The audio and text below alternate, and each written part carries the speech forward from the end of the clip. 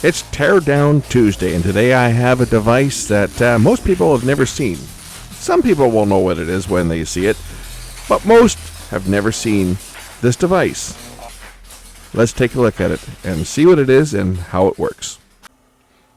It's Teardown Tuesday, and I received this little VCCB decoder. I don't even know where I got it. It was given to me years and years and years and years ago. I've probably been sitting on this thing for 10 or 15 years. It was buried in a box full of cassette tapes, which seemed to have interviews of conspiracies on it. I don't know. I haven't listened to it, but there was a box full of cassettes that...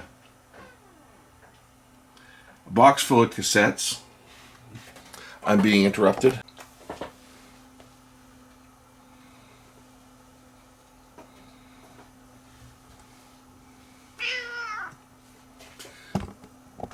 Cat wants to come in and say hi.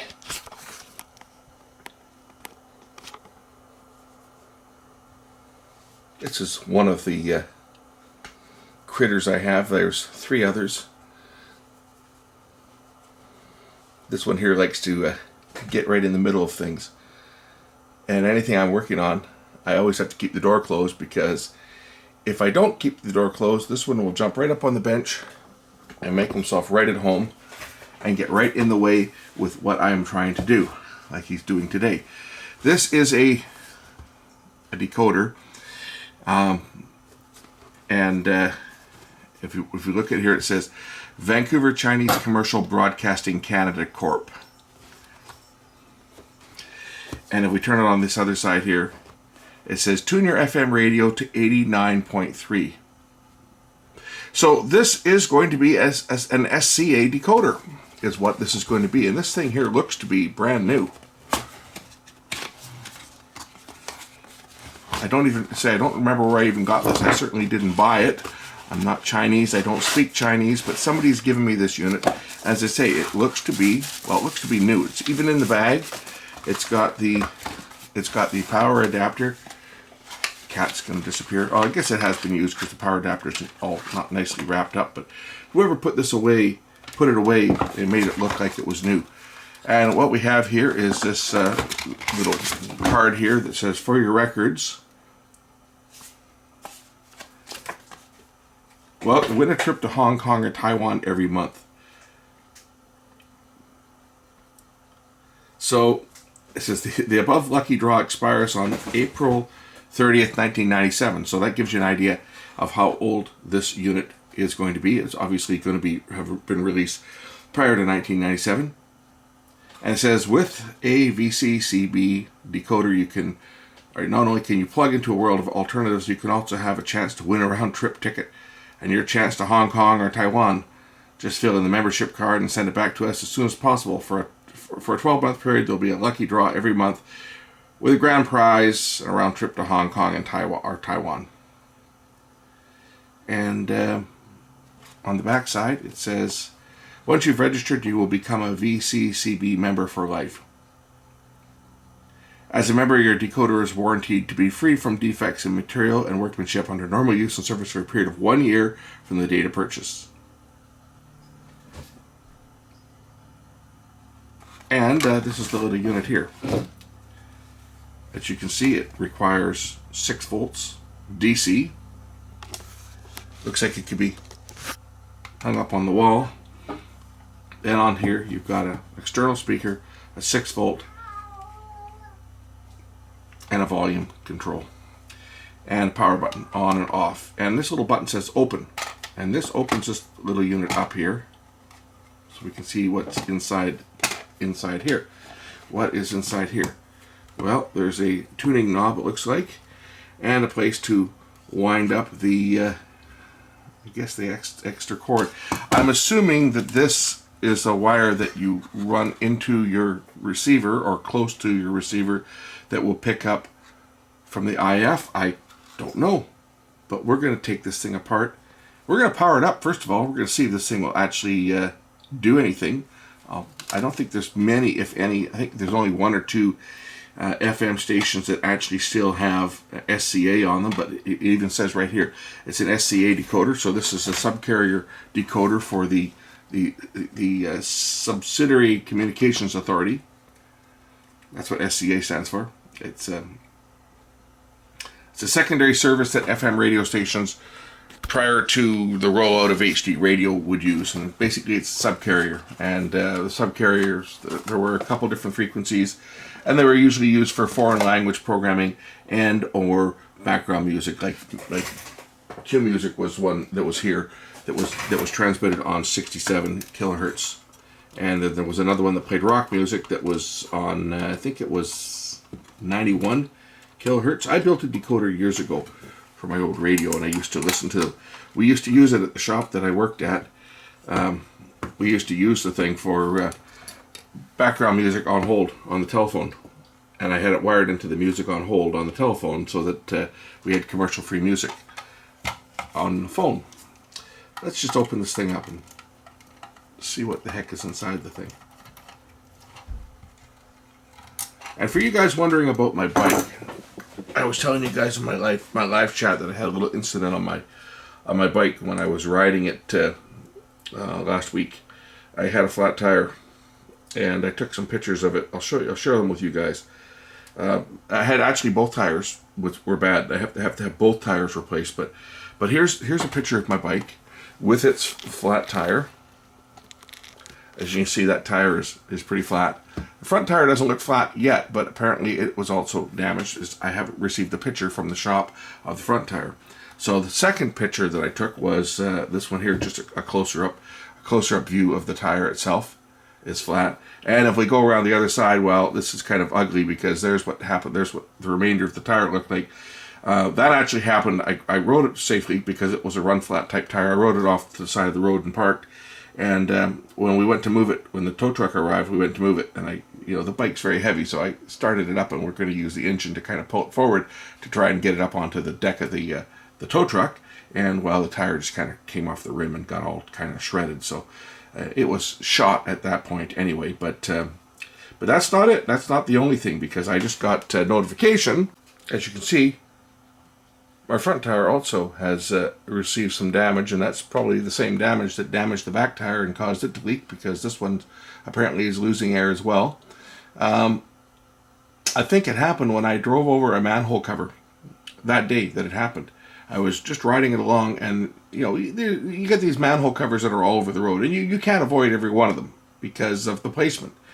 And you drive over it and you think nothing of it because, hey, the manhole cover is flush with the rim, right? But this particular one, when I went over it, I felt the jolt and I heard a loud clank, like the lid itself was either loose or the lid had been damaged by traffic going over it, mainly big trucks, and the manhole cover was lower than the rim. And I think that's what happened. If you look at it right here, it looks like that was cut. Something that was pretty straight hit that. And I don't think it was broke. I don't think it was a pothole, because potholes generally aren't like, straight across like that. I have a feeling it was a manhole cover that did in my tires and, did $1,000 worth of damage, basically. Anyway, back to taking this thing apart. And then we'll power it up, and I'll go grab an FM radio and see if we can actually get anything off of any of the local stations. I know that that some of the local stations still actually have SCA broadcasts. At least they did, because I demoed one. I demoed it last year, no, maybe a couple of years ago now. I demoed the operation. So this is by a company called Unigold Industries Limited. And as you can see, there's a lot in this thing. There's a lot more in this than the SCA decoder that I built many years ago. Mine was basically just one chip. But this thing here, I guess because it's crystal controlled for one, but the way that this thing is set up, it almost looks like it doesn't require a direct connection to the radio, that it's going to pick it off from the IF, is what it sure looks like it's going to do. Has a little tuning control here, tuning capacitor. I think that's what that is. Yep.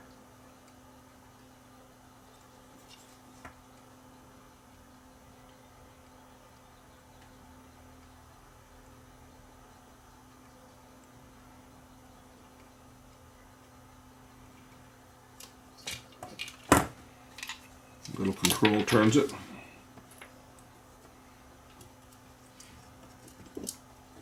Got a couple of ICs in it, and of course a bunch of transformers and coils.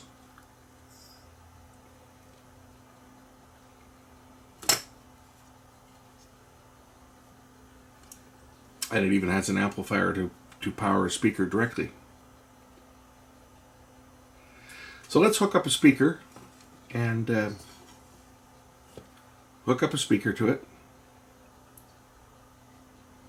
and get a radio and see if we can tune anything in with this little gadget. So in the box that I missed because it was still in the bag was the operating instructions, and the operating instructions are exactly as I suggested it was going to be, that it tunes in to the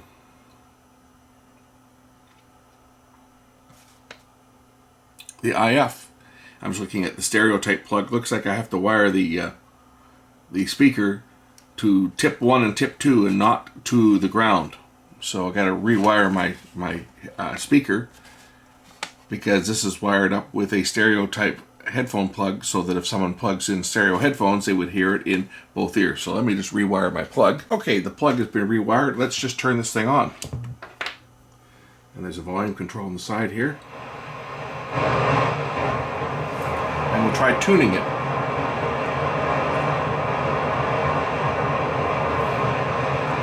Now the wire, it says just to have it within 30 feet of the FM radio. So I've got it sitting next to the FM radio. It should be picking up any signals that it's radiating out. We'll try tuning the radio and see whether anything comes in on any of the stations.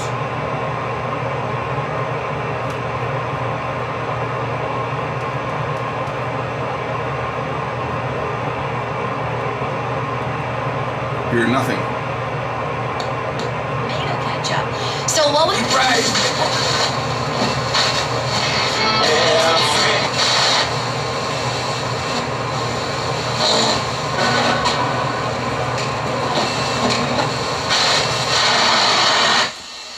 I know that at least they were broadcasting on the French station for a while there.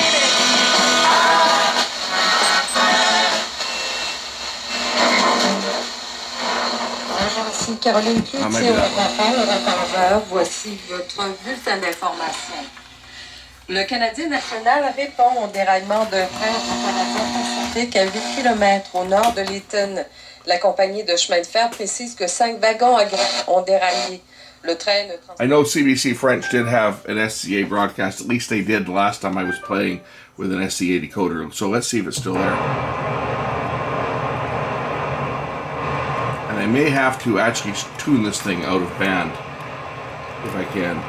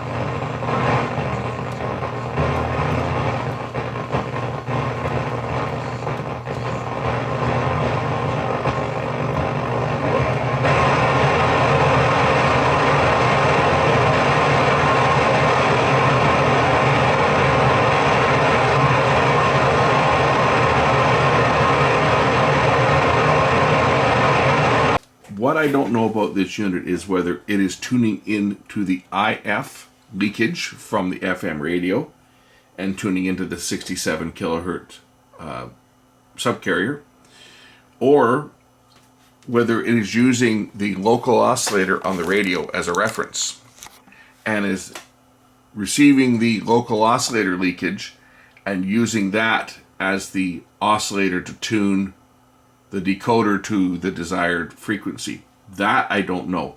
It says to tune the radio to 89.3 megahertz. And I don't ever remember a station being on 89.3 other than a pirate station that was running for a few years that used to appear on that frequency on a regular basis.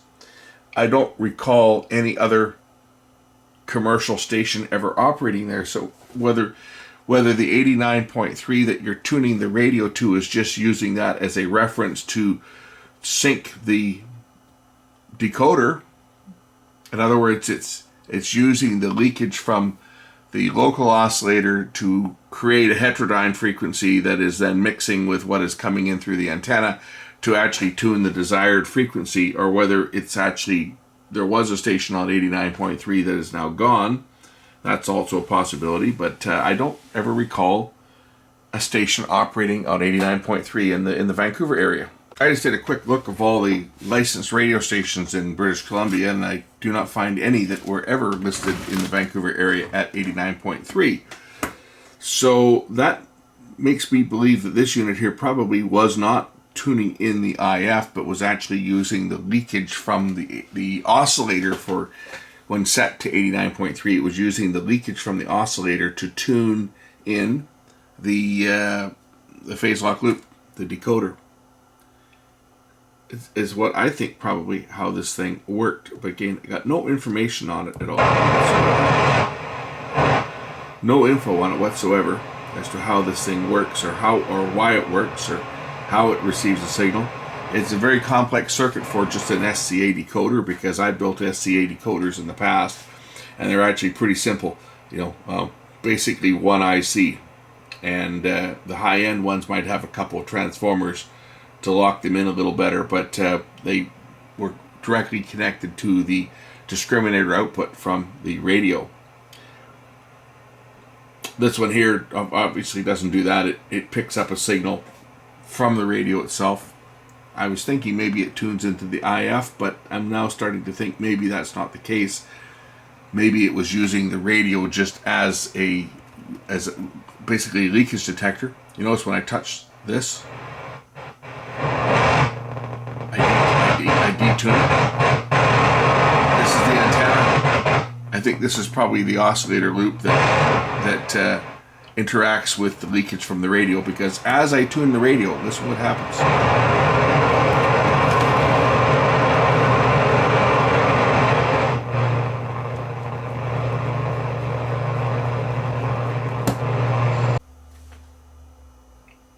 The reason I think that it probably is just using the radio as the local oscillator is so that one board could be made. They could be sent to different markets for different SCA broadcasters.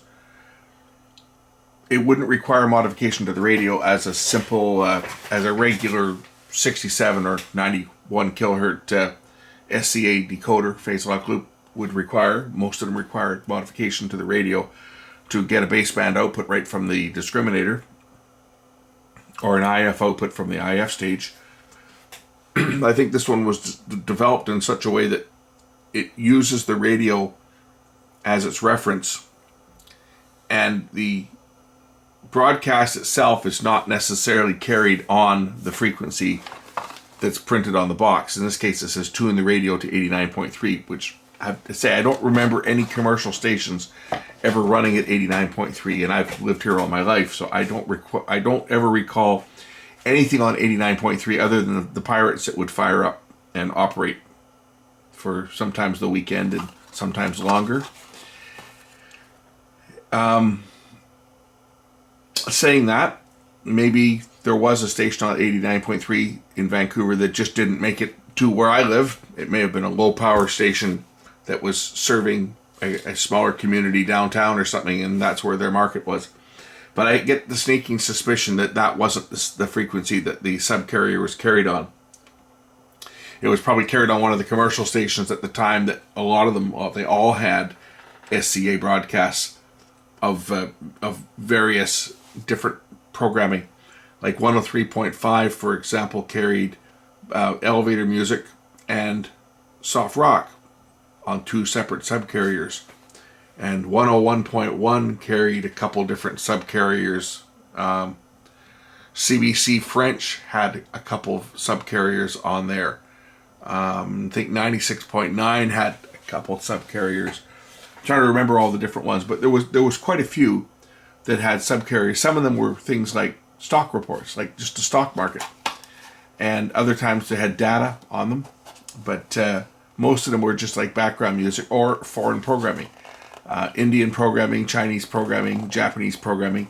The last working station that I remember logging, which I did a video on it, you can look it up on my channel, where I actually took the baseband output from a radio and I connected it into my HF radio, my ham radio, because it can tune down to 67 kilohertz. It can tune right down to, I think, 30 kilohertz. And I was able to pick up, in FM mode, the one remaining SCA station that I could find that was still broadcasting, and that was one that was carried on CBC French, and it sounded like Japanese programming. Everything else, all the other FM stations, have discontinued their SCA broadcast because they all went to, they've all broadcasting now in HD radio. So the spectrum that was being used to carry the SCA programming has been now repurposed for carrying the digital sidebands that the HD radio signal lives on. So I highly doubt that this thing will receive anything now. I was hoping I could pick up that one remaining station if it's still actually broadcasting. That I don't know, because SCA has, say, been a dying system for many years. It was in its prime back in the 70s and 80s and even into the 90s, but to say it really hasn't had a heck of a lot of use as of late, since all of those programs that used to be carried on SCA broadcasts or that were leased, because that's basically what it was. It was a leased service, and the broadcaster that wanted to get their programming out paid for carriage on a commercial FM station. Well, they don't need to do that anymore because we have this thing called the internet, so they can broadcast directly to you on the internet. And the vast majority, if not all of them, at least the last time I checked, there was only one remaining. That one may also very well be gone at this point. So I'm just going to put this thing back together. It's kind of a novelty thing. If anybody knows, if any of you guys know how to tune this or what it actually does, or whether I'm right or wrong, I think it works off of the, I think it works picking up the local oscillator, and I think that's what this little antenna over here is for. It's just one of them is picking up the signal that's being radiated by the FM radio of the local oscillator and using that and heterodyning that with the incoming signal to actually tune to the signal that is being decoded. That's how I think this thing works. I may be right. I may be completely way off. I'm sure somebody out there knows, and somebody out there is going to correct me if I'm wrong. Anyway, I thought it was just kind of a neat thing to find. I don't have any use for this thing whatsoever. I'm going to stick it back where I found it, back in the same box that it came out of, and put it back in the garage, my back garage, to be totally forgotten about. Anyway, the very fact that inside this cover, which of course had this other cover over top of here, over top of the electronics, the fact that this had a cover in place indicates to me that this receiver here could be tuned to either the 67 or the 91 kilohertz subcarrier signal. I would think these units were mass produced and sold to the different SCA providers. The SCA provider then would attach their own sticker on the back for their own branding, and they would tune it to whatever SCA carrier they were assigned by the broadcast station, because the broadcaster themselves would be the one that would determine whether they were on 67 or 91 kilohertz, or even the lower. I think it was 50. Was it 57? There was a couple of them. There was three basic ones, but one of them was used for the RDS data. But 67 and 91 were the two main carrier frequencies, subcarrier frequencies, and that would allow the field technician for the company that was providing the service to tune the receivers to their specific frequency, and then close up the hatch and send the unit off to the customer. And of course the antenna wire is stored inside here. When it's not being used, they would have reeled all the antenna wire in and just left a little bit of wire sticking out, coiled it up inside here, and left just a small bit of wire sticking out, and then the customer, when they got it, they would pull the wire out. Anyway, I think that's about all we can show on this unit. I'm going to put it back where it came from, back in the box, and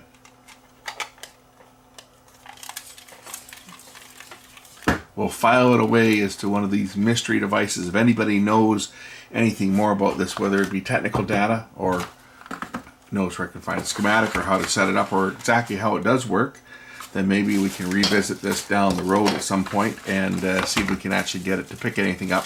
That's providing that any of the stations, I'm not so sure that any of the broadcast stations locally are still broadcasting anything in SCA. That's relatively easy though to find out, because all I need to basically do is hook up my discriminator output from a tuner that I've got. I've got a tuner with a wideband MPX output. Connect the MPX output to the antenna input on my ham radio, and I can go through the local stations and see whether there actually is anything. As I say, when I checked it last time, if you go back and look at the video I did, when I did it last time, there was only one, and it was broadcasting, I believe it was Japanese programming, and it was on 97.7 on subcarrier 67 kilohertz. Anyway, that's it for this one. Not much else I can show you. Thanks for watching. We'll catch you in the next one. Bye.